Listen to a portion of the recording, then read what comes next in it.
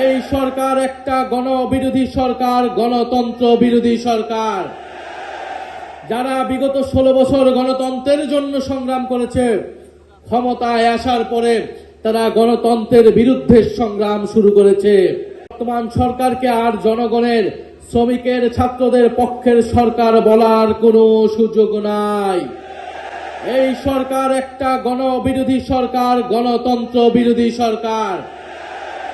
যারা বিগত 16 বছর গণতন্ত্রের জন্য সংগ্রাম করেছে, ক্ষমতায় আসার পরে তারা গণতন্ত্রের বিরুদ্ধে সংগ্রাম শুরু করেছে। কথায় বলে যে যায় লঙ্কায় সেই হয় রাবণ। আজকে রাবণ হয়ে গিয়েছে, ক্ষমতার স্বার্থে জনগণের রক্তের কথা ভুলে গিয়েছে বর্তমান বিএনপির সরকার। করতে পারছি না 70% মানুষের ভোট, যেই ভোটকে তারা অস্বীকার করে দিয়েছে।